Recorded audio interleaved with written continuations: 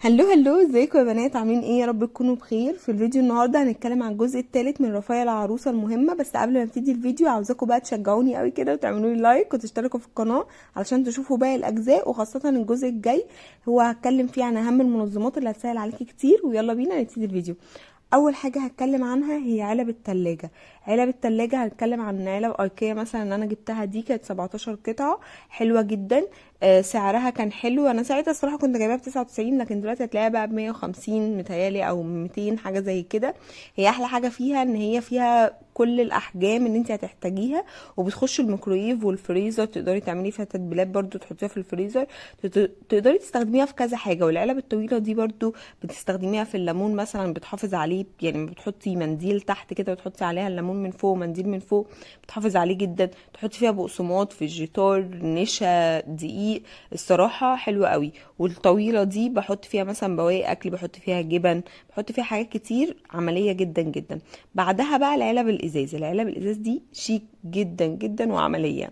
بتخش الفرن، يعني ممكن تستخدميها كطواجن بقى تعملي فيها مكرونه وكده وتحطيها في الفرن، او بتخش برضو التلاجة تحطي فيها جبن ولانشون وكده. احلى حاجه فيها ان هي محكمه الغلق، وفيها بتاعه تهويه من فوق كده، فانت لو عايزه تهوي الحاجه اللي من فوق اللي جواها بتفتحيها. فالصراحه حلوه جدا وعمليه قوي. فلو انت هتجيبي بقى حاجه، علب التلاجة تجيبي هو بتاع ايكيا ده 17 قطعة والازاز. لكن انا عشان كنت في بيت بابا وماما بستخدم علب تلاجة كتير قوي، فجبت طقم تالت. لكن انتي لو دول تمام بالنسبة لك في الاستخدام وانتي تمام معاكي، فجيبي بتاعت ايكيا واللي هو الازاز ده وبس. انا بقى كنت جايبه طقم زهران ده برضو حلو قوي ومحكم الغلق وبيخش برضو، بعمل فيه تفريزات ودخله الفريزر، بيدخل ميكرويف، بيعمل كل حاجه. بس انت بقى شوفي ان انت محتاجاه قوي. هو بيبقى 3 قطع، الكبيره والوسط والاصغر منها. شوفي انت بقى محتاجه ايه اكتر.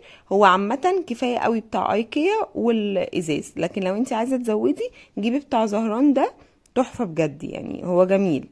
الدرق بقى المعياري ده جميل جدا جدا جدا، بستخدمه في المعجنات والوصفات. بس لو لقيتي منه الاستانلس برضو بتاعه تحفه قوي. فممكن تجيبيه، بس ابعدي عن الازاز. الازاز هيتكسر منك بسرعه ومش هيقعد معاكي كتير. فخليكي احسن في البلاستيك او الاستانلس. فانت شوفي ان انت تقدري تجيبي ايه. درق الرز ده ممتاز ممتاز ممتاز. بغسل فيه الرز من غير ما بيقع منه ولا حاجه. ومش رز بس، بغسل فيه عدس وحاجات كتير قوي يعني. لكن الاصفر ده انا كنت جايباه برضو للرز، بس ما مش حلو خالص. بيوقع الرز في الحوض وبيبوظ يعني الدنيا. بعدت خالص عنه ان انا استخدمه للرز، وبقيت استخدمه بقى في حاجات تانية زي الخضار والفاكهة وكده.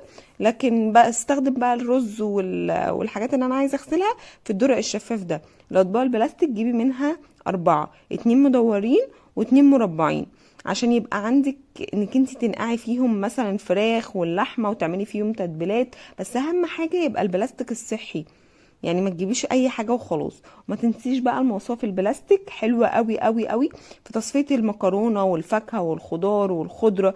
جيبي منها 2، واحد مدور زي كده وواحد مربع برضو، عشان بقى الخضره والكلام ده كله بتقعدي تصفيها. وفي منها اللي هي بايد دي، بتبقى بايد طويله كده، بايد واحده طويله، دي برضو حلوه جدا.